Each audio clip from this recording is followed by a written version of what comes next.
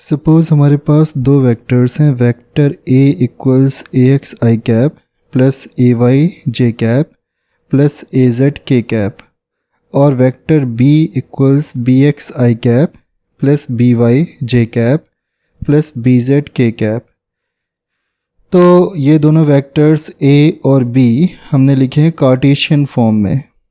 तो इनका dot product लेना हमें पता है कि a डॉट b किस तरीके से निकालते हैं। अब हम देखते हैं कि वेक्टर a और वेक्टर b को हम ऐड कैसे कर सकते हैं और सब्ट्रैक्ट कैसे कर सकते हैं। तो vector a plus b suppose हमको निकालना है, तो वेक्टर a प्लस b हो जाएगा ax प्लस बी एक्स आई कैप प्लस ए वाई प्लस बी वाई जे कैप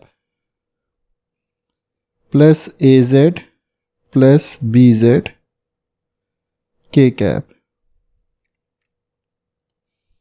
यहाँ पे हमने क्या किया है कि आई कैप के साथ जो कुछ भी लिखा हुआ है ए एक्स और आई कैप के साथ यहाँ जो कुछ भी लिखा है बी एक्स, दोनों को ऐड कर दिया, ए एक्स प्लस बी एक्स। इसी तरीके से ए वाई और बी वाई को ऐड कर दिया और इसी तरीके से हमने ए जेड और बी जेड को ऐड कर दिया। तो इस तरीके से हम कार्टेशियन फॉर्म में लिखे गए वेक्टर्स को ऐड कर सकते हैं। अब सपोज़ हमें निकालना है vector a minus vector b। तो vector a minus vector b को हम लोग लिख सकते हैं ax माइनस बी एक्स आई कैप प्लस ए वाई माइनस बी वाई जे कैप प्लस ए जेड माइनस बी जेड के कैप। हमें vector a minus vector b निकालना था, तो हमने ax को ax में सब्ट्रैक्ट किया bx को, ax minus b x into i cap. इसी तरीके से a y minus b Y J cap, a z minus b Z के cap, a z minus b Z के कैप।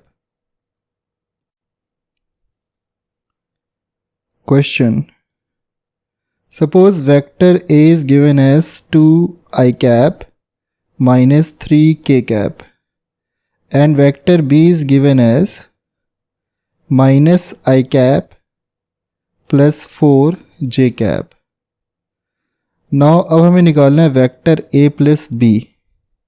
तो कितना हो जाएगा वेक्टर A प्लस B? हम क्या करते हैं, यहाँ पे इन दोनों टर्म्स को ऐड करेंगे तो 2 प्लस माइनस 1 हो जाएगा 1 आई कैप। यहाँ पे जे कैप है, यहाँ पे जे कैप का टर्म गायब है तो केवल 4 जे कैप आ जाएगा प्लस 4 जे कैप। यहाँ पे माइनस 3 के कैप है, यहाँ पे के कैप का टर्म नहीं है तो ये हो जाएगा ऐड करने पे माइनस 3 के कैप।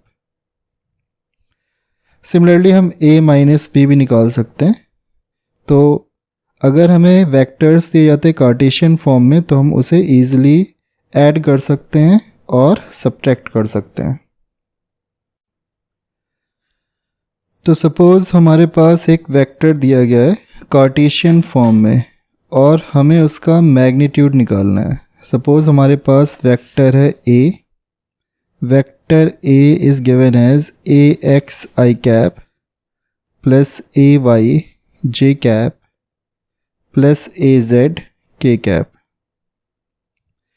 और हमें निकालना है इसका मैग्नीट्यूड, मतलब मॉड ऑफ a हमें कैलकुलेट करना है। तो हम देखते हैं इसे किस तरीके से किया जा सकता है। हमने क्या किया कि वेक्टर a का सेल्फ प्रोडक्ट ले लिया, हमने निकाला vector a dot vector a। तो प्रीवियस रिजल्ट से हमको पता है इसकी वैल्यू कितनी आती है, मॉड ऑफ a का स्क्वायर। जब हम यहाँ पे फॉर्मूला लगाएंगे a डॉट b का ए बी कॉस थीटा या mod of a mod of b cos theta, तो फाइनली ये रिज़ल्ट आ जाएगा हमारा। तो a डॉट a यहाँ पे हम a की वैल्यू रख देते हैं कार्टेशियन फॉर्म में ax I cap plus ay j cap plus az k cap. तो ये हो जाएगा हमारा ax I cap plus ay j cap plus A Z के cap dot A x I cap plus A Y J cap plus A Z के cap. हमने यहाँ पे ए की वैल्यू लगती है कार्टेशियन फॉर्म में और इस ए की जगह इसकी वैल्यू रख दी कार्टेशियन फॉर्म में।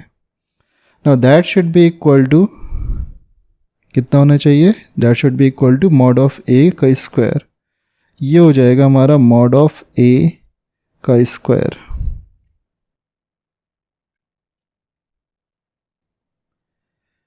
तो यहाँ पर हम लिख सकते हैं मॉड ऑफ ए का square equals a x I cap, इस वेक्टर के साथ डॉट प्रोडक्ट लेना है। तो कैसे लेते हैं डॉट प्रोडक्ट, आई कैप के साथ यहाँ पे जो कुछ भी लिखा हुआ है और आई कैप के साथ यहाँ पे जो कुछ भी लिखा हुआ है दोनों को मल्टीप्लाई कर दे, यानी ए एक्स इंटू ए एक्स क्या हो जाएगा हमारा ए एक्स स्क्वायर। ये हो गया हमारा ए एक्स स्क्वायर। इसी तरीके से जे कैप के साथ यहाँ पे जो कुछ भी लिखा है और जे कैप के साथ यहाँ पे जो कुछ भी लिखा है दोनों को मल्टीप्लाई कर दिया तो A Y into A Y हो जाएगा हमारा ए वाई स्क्वायर। ये हो गया ए वाई स्क्वायर। सिमिलरली आ जाएगा हमारा ए जेड स्क्वायर। तो मॉड ऑफ ए की वैल्यू यहाँ से आ जाएगी कितनी, under root of A X square plus A Y square plus A Z square.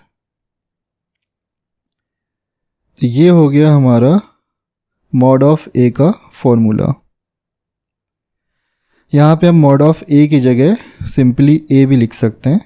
तो मैग्नीट्यूड ऑफ वेक्टर ए हम कुछ इस तरह से निकाल सकते हैं। Suppose vector A is given as 2 I cap plus 3 J cap minus K cap और हमको निकालना है mod of A. Mod of A की वैल्यू हमको निकालनी है। तो हम फॉर्मूला अप्लाई करेंगे, mod of A equals under root of A X square plus A Y square plus A Z square. तो यहाँ पर ए एक्स की वैल्यू कितनी हो जाएगी, इसको अगर हम कंपेयर करें ए एक्स आई कैप प्लस ए वाई जे कैप प्लस ए जेड के कैप से स्टैंडर्ड फॉर्म से अगर हम कंपेयर करें तो ए एक्स कितना आ जाएगा हमारा 2, ए वाई आ जाएगा हमारा 3 और ए जेड हो जाएगा हमारा -1। तो हमें यहाँ पे रखना है put A X equals 2, A Y equals 3, A Z equals -1, A X A Y A Z. तो मॉड ऑफ ए आ जाएगा हमारा under root of 2 square plus 3 square plus -1 का whole square.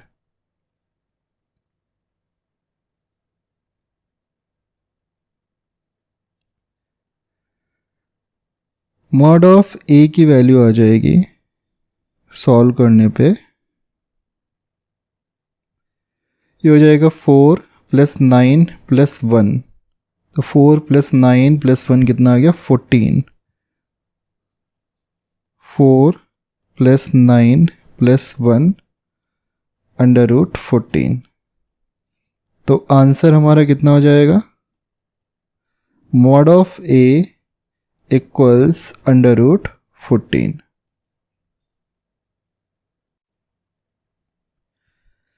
Unit vector along vector ए equals ए x आई cap plus ए Y जे cap plus ए Z के cap. Suppose हमें vector A दिया गया Cartesian form में और हमें इस वेक्टर के अलोंग निकालना है यूनिट वेक्टर।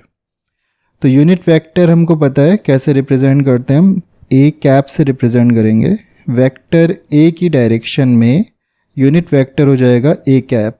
और ए कैप को कैसे निकालते हैं? हम क्या करते हैं, वेक्टर को उसी के मैग्नीट्यूड से डिवाइड कर देते हैं। अगर हम किसी वेक्टर को उसी के मैग्नीट्यूड से डिवाइड कर दें तो हमें मिल जाता है उस डायरेक्शन में यूनिट वेक्टर। क्या करते हैं, ए की वैल्यू, वेक्टर ए की वैल्यू रख देते हैं और मॉड ऑफ ए की वैल्यू रख देते हैं। वेक्टर ए की वैल्यू कितनी हो जाएगी? वेक्टर ए हो जाएगा सिंपली हमारा A x I cap plus A Y J cap plus A Z के कैप डिवाइडेड बाय, अब मॉड ऑफ ए की वैल्यू कितनी आएगी? अभी अभी हम लोगों ने पढ़ा मॉड ऑफ ए कितना आएगा, under root of A X square plus A Y square plus A Z square. तो ये हो जाएगा हमारा under root of A X square plus A Y square plus A Z square. तो इस तरीके से हम किसी वेक्टर ए जो कि कार्टेशियन फॉर्म में लिखा गया है उसकी डायरेक्शन में यूनिट वेक्टर निकाल सकते हैं।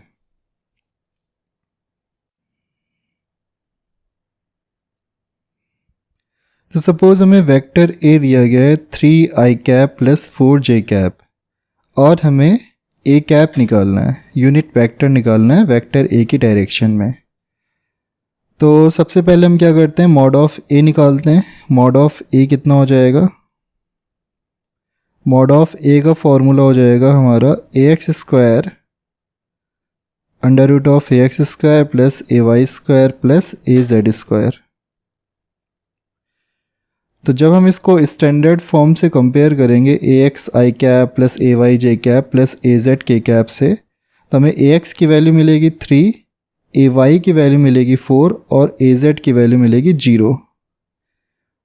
तो ए एक्स हो जाएगा 3, ए वाई हो जाएगा 4 और ए जेड हो जाएगा 0। तो वेक्टर ए का मॉड आ जाएगा under root of 3 square plus 4 square plus 0 square. यहाँ पे मैंने ए एक्स की वैल्यू रख दी 3, ए वाई की वैल्यू रख दी 4, ए जेड की वैल्यू रख दी 0। इसको सॉल्व करेंगे तो कितना आएगा, ये आ जाएगा 5। तो ए कैप हो जाएगा, वेक्टर को उसी के मैग्नीट्यूड से कर देना है डिवाइड। तो वेक्टर ए कितना है हमारा, वेक्टर ए है 3i cap plus 4j cap divided by mod of A कितना आ रहा है, मॉड ऑफ ए आ रहा है हमारा 5। तो ये आ गया 5।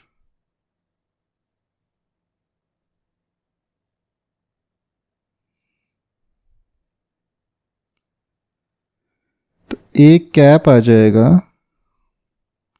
3i cap plus 4j cap divided by 5। ये हो जाएगा हमारा answer. Finding out angle between two vectors using dot product. अब हम डॉट प्रोडक्ट का एक और इम्पॉर्टेंट एप्लीकेशन देखते हैं जिसमें हम डॉट प्रोडक्ट के थ्रू निकालेंगे दो वेक्टर्स के बीच का एंगल। सपोज हमें दो वेक्टर्स दिए गए हैं और उनके बीच का एंगल निकालना है, तो हम डॉट प्रोडक्ट का यूज़ कर सकते हैं। सपोज हमें दिए गए हैं दो वेक्टर्स, ये हो गया वेक्टर ए और ये हो गया वेक्टर बी।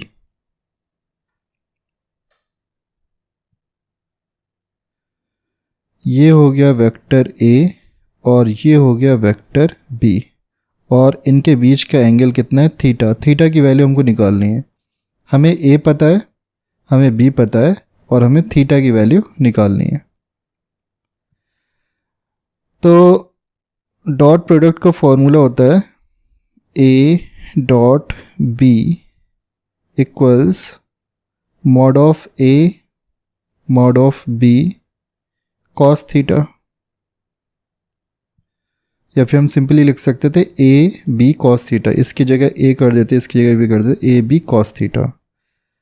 तो यहाँ से कॉस थीटा आ जाएगा, कॉस थीटा आ जाएगा हमारा A dot B divided by mod of A into mod of B.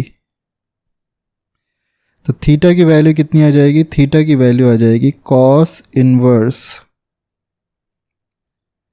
A dot B divided by mod of A into mod of B.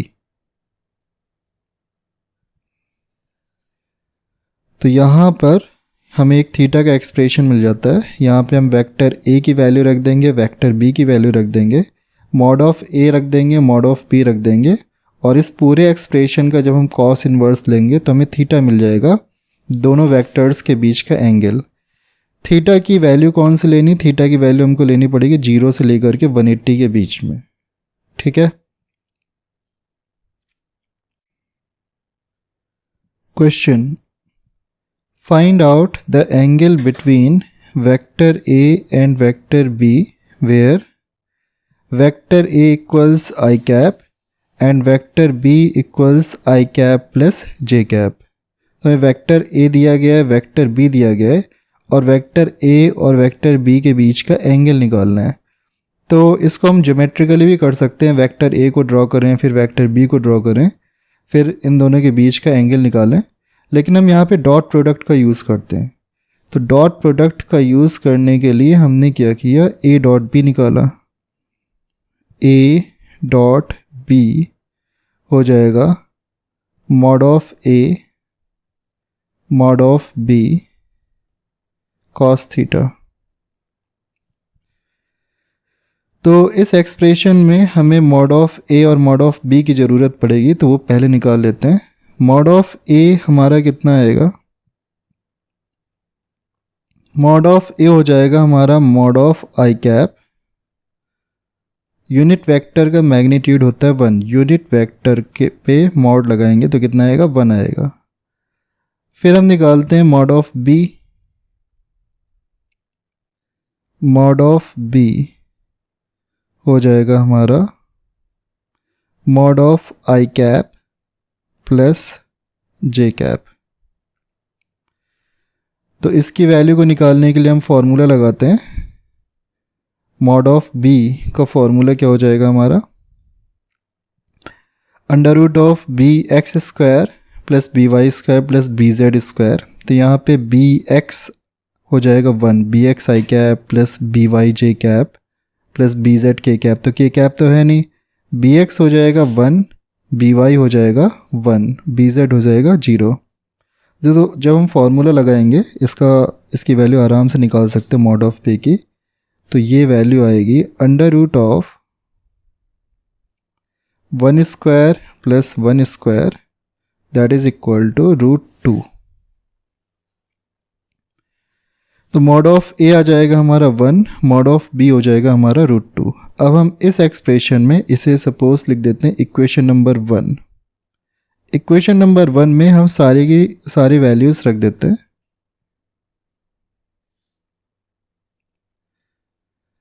हमने क्या किया, पहले ए की वैल्यू रखी, ए की वैल्यू कितनी आएगी, ए की वैल्यू है आई कैप, ये रहा हमारा ए है हमारा आई कैप, बी है हमारा आई प्लस जे कैप।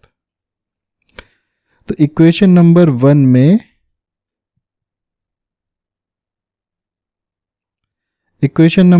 में हमने वेक्टर ए की वैल्यू रखी आई कैप, वेक्टर बी की वैल्यू रखी I cap plus J cap, और मॉड ऑफ ए और मॉड ऑफ बी की वैल्यू रखी। तो ये हो जाएगा हमारा I cap dot I cap plus J cap equals mod of A कितना है हमारा, मॉड ऑफ ए है 1 के इक्वल, और मॉड ऑफ बी कितना है, मॉड ऑफ बी है √2। तो 1 इंटू √2, 1 इंटू √2 हो गया √2 cos theta.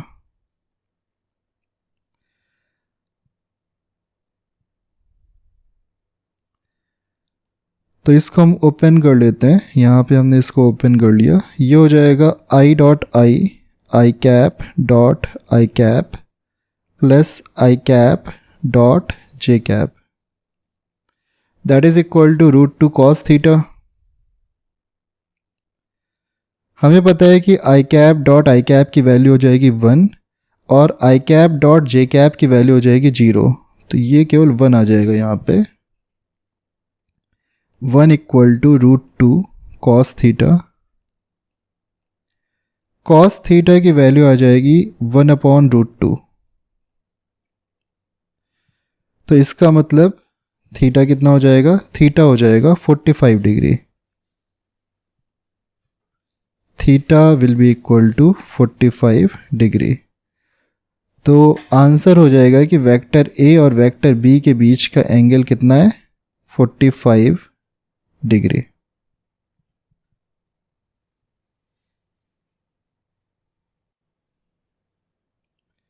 Projection of A vector along another vector.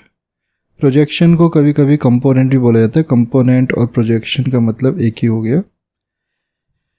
तो सपोज हमें 2 वेक्टर्स दिए गए हैं।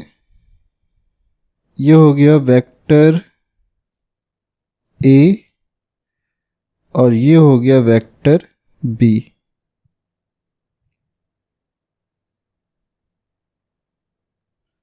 This is vector A and this is vector b. अब सपोज हमें क्या करना है? वेक्टर ए का कंपोनेंट निकालना है वेक्टर बी की डायरेक्शन में। वेक्टर ए का कंपोनेंट निकालना है वेक्टर बी की डायरेक्शन में। तो कंपोनेंट वेक्टर क्वांटिटी होती है। तो हम ए के हेड से एक परपेंडिकुलर ड्रॉप करेंगे वेक्टर बी पर।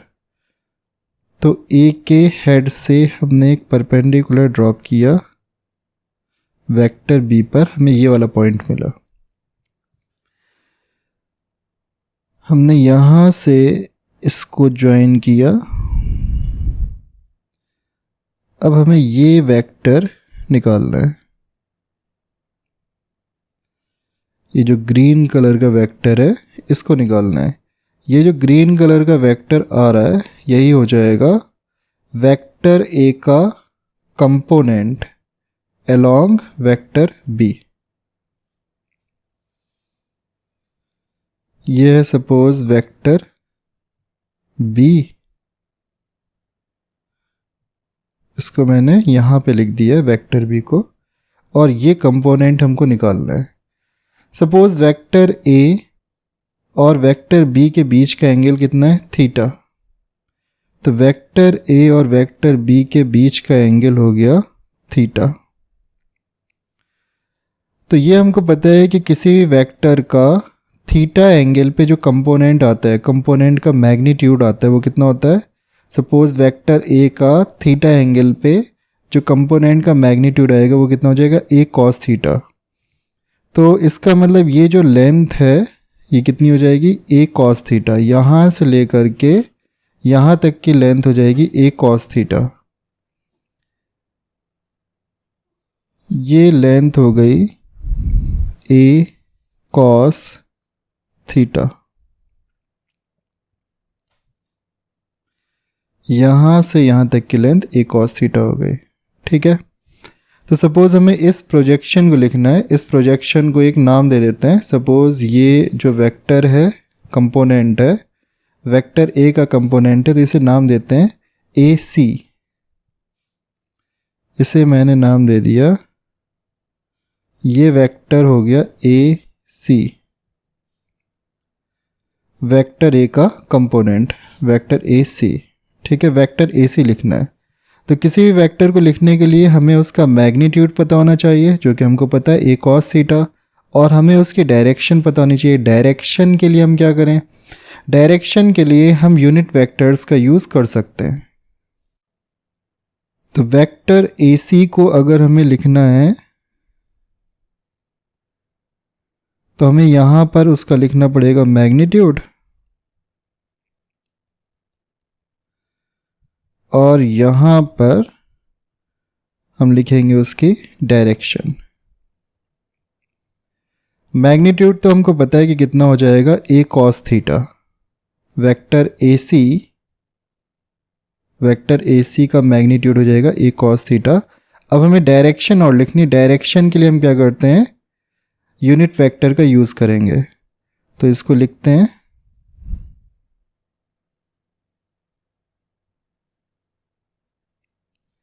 मैग्नीट्यूड हो गया a cos थीटा,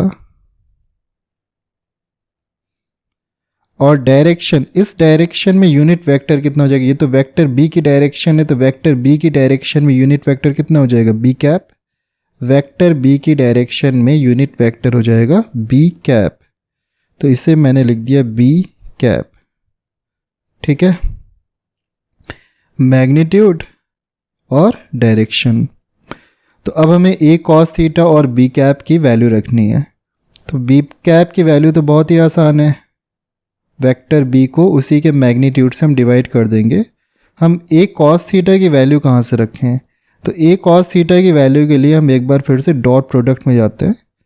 इसे हम लिख देते हैं अभी इक्वेशन नंबर 1। इसमें अभी लौट करके वापस आएंगे।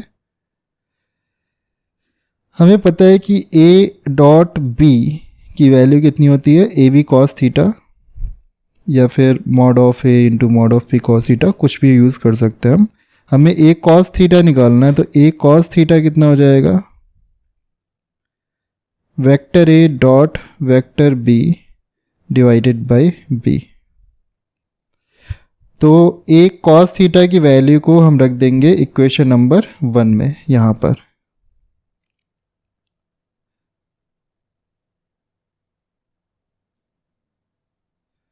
तो ये हो गया हमारा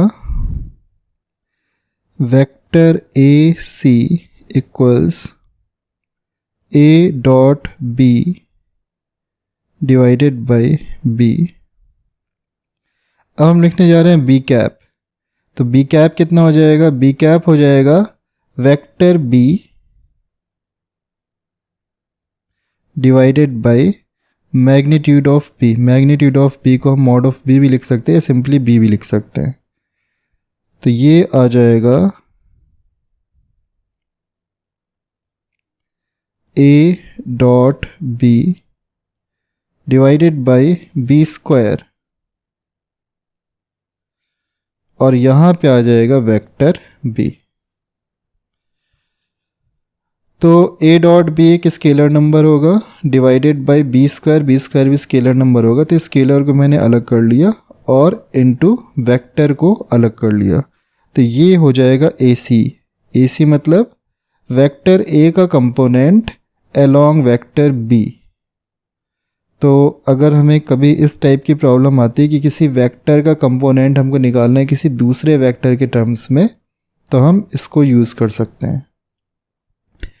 अब मान लो कोई तुमसे पूछता है कि हमें वेक्टर b का कंपोनेंट चाहिए वेक्टर a की डायरेक्शन में।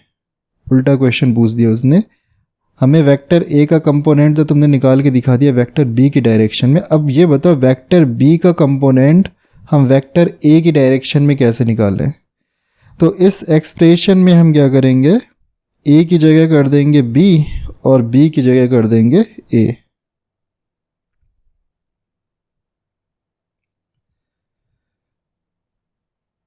हम लिखते हैं इसे component of vector a along vector b कितना हो जाएगा। इसी फॉर्मूले को यहाँ पे रिपीट करके मैं लिख रहा हूँ। इस टर्म को लेना है, इसको लेना है और लास्ट टर्म को लेना है। तो ए सी हो जाएगा हमारा a dot b divided by b square into mod of b। अब हमें सपोज लिखना है component of b, component of vector b along vector a। ये हमको लिखना है। तो इसे कैसे लिखेंगे? तो हमें क्या करना है, इस फॉर्मूले में जहाँ कहीं भी a है उसकी जगह कर देना है b, और जहाँ पे b हो उसकी जगह कर देना a। ठीक है, तो ये हो जाएगा b vector b c equals b dot a divided by a square into vector a। यहाँ पे a की जगह हो गया b, b की जगह a, b की जगह a, b की जगह a की जगह b। ठीक है, तो इन दोनों फॉर्मूलों का यूज़ करके हम किसी वेक्टर को किसी दूसरे वेक्टर के अलोंग निकाल सकते हैं। आपको केवल एक ही फॉर्मूला याद रखना है, सिंपली ये वाला फॉर्मूला आपको याद रखना है, इसकी ज़रूरत नहीं है। ठीक है, केवल एक फॉर्मूले से काम चल जाएगा। Direction cosines. तो सपोज एक वेक्टर है a जिसका एंगल आ रहा है alpha beta gamma with positive x axis, positive y axis और पॉजिटिव z एक्सिस के साथ। कहने का मतलब है कि पॉजिटिव x एक्सिस के साथ कितना एंगल आ रहा है अल्फ़ा, पॉजिटिव y एक्सिस के साथ कितना एंगल आ रहा है बीटा, और पॉजिटिव z एक्सिस के साथ कितना एंगल आ रहा है गामा। किसका? वेक्टर a का। तो कॉस अल्फ़ा, कॉस बीटा और कॉस गामा को कहा जाता है direction cosines of vector a। फिर से रिपीट कर रहा हूँ, अगर किसी वेक्टर a का पॉजिटिव x एक्सिस के साथ एंगल आ रहा है अल्फ़ा, पॉजिटिव y एक्सिस के साथ एंगल आ रहा है बीटा और पॉजिटिव z एक्सिस के साथ एंगल आ रहा है गामा, तो अगर हम निकालें cos alpha, cos beta, cos gamma, तो इनको बोला जाता है cos alpha, cos beta, cos gamma को direction cosines of vector a।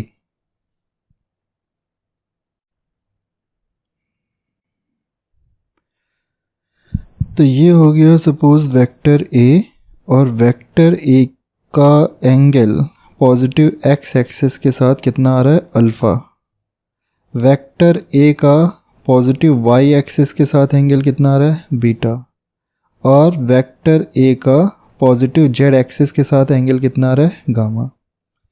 अब हमको ये पता है कि पॉजिटिव x एक्सिस के अलॉन्ग होगा i cap, positive y axis के अलॉन्ग होगा j कैप और पॉजिटिव z एक्सिस के अलॉन्ग होगा k कैप। तो हम ये भी कह सकते हैं कि वेक्टर a का i कैप के साथ एंगल कितना आएगा अल्फ़ा, वेक्टर a का j कैप के साथ एंगल कितना आएगा बीटा, वेक्टर a का k कैप के साथ कितना एंगल आएगा गामा। यहाँ पे अगर हम i कैप और j कैप और k कैप को ओरिजिन से ड्रॉ करें तो हमें अल्फ़ा, बीटा और गामा एंगल मिलेंगे वेक्टर a के इन तीनों यूनिट वेक्टर्स के साथ में। तो हमें पता है कि कॉस अल्फ़ा, कॉस बीटा और कॉस गामा को क्या बोला जाएगा? डायरेक्शन कोसाइन बोला जाएगा। तो अब हम कैलकुलेट करते हैं direction cosines cos alpha, cos beta और कॉस गामा को। तो सपोज हमने लिखा vector a equals a x i cap plus a y j cap plus a z k cap. अब हमें इस वेक्टर a का निकालना है डायरेक्शन कोसाइन। तो सपोज हम सबसे पहले कॉस अल्फ़ा निकालते हैं, अल्फ़ा हमें निकालना है। तो अल्फ़ा कौन सा एंगल है? वेक्टर a का i कैप के साथ एंगल है अल्फ़ा।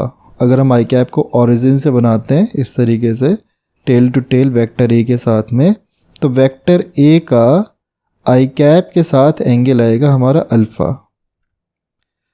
तो वेक्टर a और i कैप का हम डॉट प्रोडक्ट ले लेते हैं। Vector a dot i cap ये कर देते हैं, तो क्या आ जाएगा? यहाँ पे हमें वेक्टर a डॉट b का फॉर्मूला लगाना है। ए डॉट बी का फॉर्मूला क्या होता है, पहले वेक्टर का मैग्नीट्यूड इनटू दूसरे वेक्टर का magnitude into cos theta. Theta की वैल्यू यहाँ पे कितनी है, थीटा की वैल्यू यहाँ पे कितनी है, अल्फ़ा। आई कैप और वेक्टर ए के बीच का एंगल कितना है, अल्फ़ा। तो ये हो जाएगा कॉस अल्फ़ा। तो यहाँ पर हम ए की वैल्यू रख देते हैं A x I cap plus A Y J cap plus A Z के कैप। तो ये हो गया A x I cap plus A Y J cap plus A Z के cap dot I cap equals mod of A, mod of I कितना हो जाएगा, 1 cos alpha, cos alpha.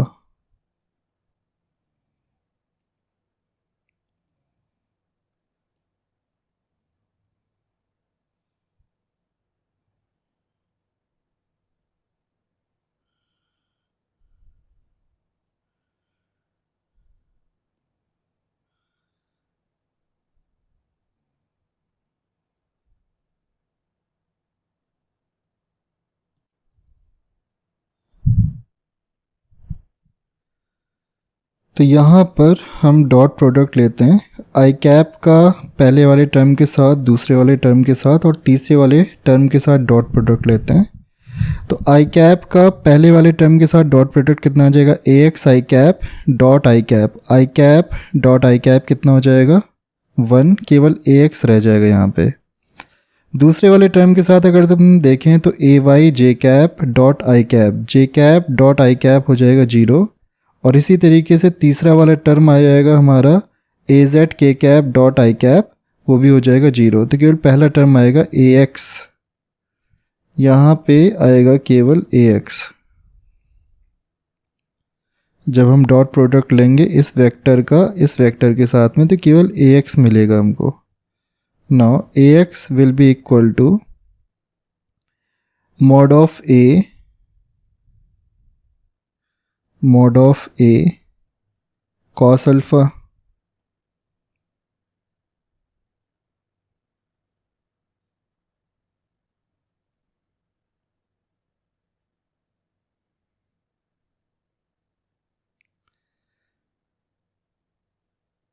तो cos अल्फ़ा की वैल्यू हो जाएगी A X divided by mod of A X divided by under root of A X square plus A Y square plus A Z square.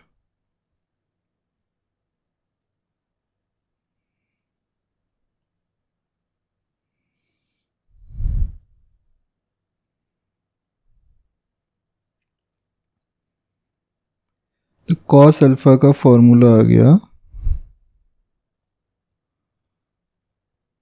A X divided by under root of A X square plus A Y square plus A Z square. इसी तरीके से हम cos beta और cos gamma भी निकाल सकते हैं। तो एक बार सारे रिजल्ट समराइज कर लेते हैं यहाँ पे। If vector A equals A x I cap plus A Y J cap plus A Z के कैप और हमें इस वेक्टर के डायरेक्शन कोसाइंस निकालने हैं, तो इनके डायरेक्शन कोसाइन हो जाएंगे। पहला हो जाएगा cos alpha equals A X divided by under root of A X square plus A Y square plus A Z square. Cos beta की वैल्यू अगर हम निकालें तो वो आ जाएगी A Y divided by under root of A X square plus A Y square plus A Z square, और cos gamma की वैल्यू आ जाएगी A Z divided by under root of A X square plus A Y square plus A Z square. तो हमने cos alpha भी निकाल लिया, cos beta भी निकाल लिया और कॉस गामा भी निकाल लिया। तो ये डायरेक्शन कोसाइन के 3 फॉर्मूले हो गए।